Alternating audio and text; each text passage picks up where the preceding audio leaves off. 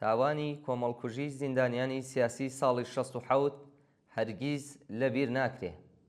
مانگەکانی گەلاوێژ و خەرمانان و بیرهێنەرەوەی یەکێک لەو جەنایەتە مەترسیدارانەیە کە لە دەورانی حاکمیەتی ڕژیمی کۆماری ئیسلامیدا بەڕێوەچوون.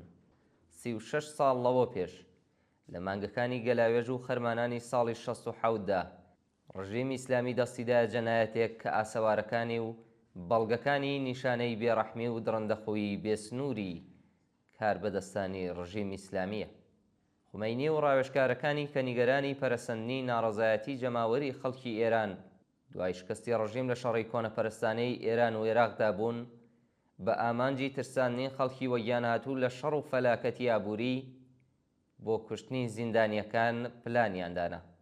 پرۆژەی کۆمەڵکوژی و کوشتنی زیندانیانی سیاسی لە زیندانەکانی ئێراندا لە ڕۆژی هەینی 28 مانگی پوشپەڕی ساڵی 1960 تەنیا ڕۆژێک دوای خواردنەوەی جامەژەهرەکەی قبوڵکردنی ئاگربەست لەو شەڕە کۆنەپەرستانەیەدا لەسەر بنەمای فەرمانی خومەینی جەلاد ڕێبەری ڕژیمی ئیسلامی دەستی پێکرد.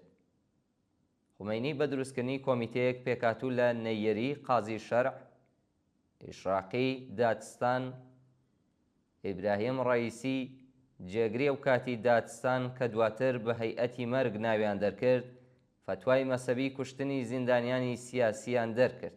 لە ناوڕۆکی ئەم فتوایەدا کە بە خەتی خومەینی نووسراوە هاتووە، ڕەحمکردن بە محارەبین گەوجانەیە، لێبڕاوی ئیسلام لە بەرامبەر دوژمنانی خودادا لە زومرەی بنەما گومان هەڵنەگرەکانی نظامی ئیسلامیە. هیوادارم بەقین و تووڕەیی شۆڕژگێڕانەی خۆتان بەرامبەر بە دوژمنانی ئیسلام ڕەزامەندی خواوەند دەستەبەر بکەن. ئەواغانەی کە تەشخیصی بابەتەکانیان لە ئەستۆیە گومان و دوودڵی بە خۆیان ڕێنەدەن و هەوڵ بدەن بە توندی لەگەڵ کافراندا بجوڵێنەوە. دوودڵبوون لە بابەتی قەزاییدا لە بەرچاو نەگرتنی خوێنی پاکی شەیدانە و بەس. بە خێرایی بە شوێن دەرچوونی ئەم فەرمانەدا پەیوەندی زیندانە سەرەکیەکانی ئێران لەگەڵ دنیای دەرەوە بە تەواوی پچڕا. لە ماوەی نزیک بە 2 مانگدا جەنایەتێک خوڵقا کە لە شێوەی خۆیدا بێوێ نەبوو. کۆمەڵگای ئێرانی تا ساڵانێک نوقمی خەم و پەژارەیەکی قوڵ کرد. وەزارەتخانەکانی دادگوستەری و ئیتلاعات و ئیدارەی زیندانە سەرەکیەکانی ڕاگررتنی زیندانیانی سیاسی واتە ئێڤین و گەوهەردەشتی کەرەج کرانە بەرپرسی بەڕێوەبرنی پرۆژەی کوشتاری زیندانیانی سیاسی. لە ماوەیەکی زەمەنی کەمتر لە 2 مانگدا دەستگای کوشتار و جەنایەتی ڕژیمی ئیسلامی بە هەزاران زیندانی سیاسی بە گەرایشی جۆراوجۆرەوە ئیعدام کرد. زیندانیانی ئیعدامکراو لە ئێڤین و گەوهەردەشتیان لە گۆڕە بە کۆمەڵەکاندا لە خاوەران شاردەوە، بەڵام ئەم پرۆژەیە هاوکات لە باقی شوێنەکانی دیکەی ئێران و لەوانە لە کوردستانیش جێبەجێکرا. لە ڕاستیدا لەمڕۆدا نەک لە یەک گوڵزاری خاوەران، بەڵکو دەبێ باس لە گوڵزارە خاوەرانەکان لەسەر تاسەری ئێراندا بکرێت. ڕژیمی کۆماری ئیسلامی تەنیا دوای 4 مانگ و لە مانگی ڕەزبەری 1960 بنەماڵەی قوربانیانی لە کارەساتی ئیعدامکردنیان ئاگادار کردەوە و دوای ئەوە بوو کە خەڵکی ئێران زانیان چ جەنایەتێکی دژی ئینسانی لە زیندانەکانی ڕژیمی ئیسلامیدا ڕوویداوە. سەرانی جەنایەتکاری ڕژیمی ئیسلامی تا بە ئەمڕۆژ تەنانەت بەر بە ئامادەبوونی کەسوکار و دایکانی داخدار دەگرن بچنە سەر گڵکۆی ئازیزانیان. یەکێک لە تایبەتمەندیەکانی کوشتاری زیندانیانی سیاسی لە ساڵی 1960 ئەوەیە کە پەروەندەی سەرجەم قوربانیەکانی ئەم کارەساتە گەورەیە بە هەمان یاسا دژەی بەشەریەکانی ڕژیمی ئیسلامیش کۆتاییان هاتبوو و خەریکی تێپەڕکردنی حوکمەکانیان بوون. زۆربیان تەنانەت دەورانی زیندانی خۆیان تەواو کردبوو و چاوەڕوانی ئازادی بوون.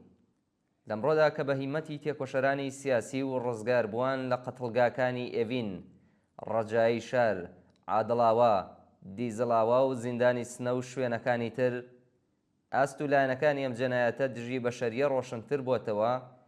هەموو ساڵێک لە مانگەکانی گەلاوێژ و خەرماناندا دەیان مەراسمی ڕێزگرتن و دەیان کەمپەینی بڵاوکردنەوەی بیرەوەری و بەڵگە و مەدرەکی ئەم جەنایەتە وەحشەتناکەی ڕژیمی ئیسلامی لە وڵاتانی جۆراوجۆری دنیادا بەڕێوە دەچێت. جەماوەری خەڵکی ئێران تاوانبارانی ڕاستەوخۆ و ناڕاستەوخۆ بڕیاردەران و بەڕێوەبەرانی ئەم جەنایەتە لەبیر ناکەن و ناشیان بەخشن. حزوری ئەم جەنایەتکارە پیشەییانە لە حاکمیەتی ئەم حکوومەتەدا نیشانیەدات کە گەر خەڵک دەرفەتیان پێ بدات بە هەمان ڕێگادا دەڕۆن کە خومەینی لە ساڵەکانی دەیەی 60دا و بە بەلووتکە گەیاندنی لە ساڵی 67دا پیشانی داون. لەمڕۆدا بزوتنەوەی دادخوازی لەسەر بەستێنی شۆڕشی ژن ژیان ئازادی لە حاڵی پەرەسەندندایە. دایکانی گیانبەخت کردووان لە ڕیزی یەکەمی ئەم بزوتنەوەیەدان. یەکەم چەخماخەکانی ئەم بزوتنەوەیە دایکانی گیانبەخت کردوانی کوشتاری 67 لە ژێر ناوی دایکانی خاوەران لێیاندا و چوونە شەڕی سەرانی جەنایەتکاری ڕەژیم. ئێستا لە پاڵ ڕێکخراوی دایکانی خاوەران، ڕێکخراوی دایکانی پارکی لالە، دایکانی دادخواز، دایکانی ئاشتی، کۆمەڵی دایکانی پێشڕەوە و دایکانی شۆڕش دژ بە کۆماری ئیسلامی و ئورگانە سەرکوتگەرەکانی دەستیان داوەتە دادخوازی. کۆماری ئیسلامی و دەسەڵاتدارانی جەنایەتکاری کە سەبەبکاری کوشتاری بە کۆمەڵی بە هەزاران کەس لە نەیارانی سیاسی خۆیانن زۆریان هەوڵداوە تا جەنایەتەکانی دەیەی 60 ڕەت بکەنەوە و هەموو بەڵگە واساوارەکانیشی لە نێو ببن. بەڵام جەنایەتە بەرینەکانیان لە کوردستان، قەتڵی حکوومەتی بەرین لە بەلوچستان، خۆزستان، تورکەمان سەحرا، تێرۆرەکانی دەرەوەی سنوور و ئەعدامە بەرینەکان لە زیندانەکاندا بەگشتی بەڵگەمەند کراون و ئیتر شیاوی حاشا لێکردن و شاردنەوە نین. سەرنجام ئەو ڕۆژە دێت کە سەرانی جەنایەتکاری ڕەژیمی ئیسلامی لە دادگای عەدڵی خەڵکی ئازار چەشتووی ئێراندا کێشرێنە بەردەم مێزی محاکمە. ڕازە سەربەمۆرەکانی ئەو جەنایەتە بێ ئەژمارەی لە ماوەی حاکمیەتیاندا ئەنجامیان داوە زیاتر ئاشکرا بێت و سزای شیاوی خۆیان وەربگرن. بیرەوەری گیانبەختکردوانی کوشتاری بە کۆمەڵی ساڵی 67 و باقی گیانبەختکردوانی ڕێگای ڕزگاری بەشەریەت بۆ هەتا هەتایە زیندوو و پیرۆزە.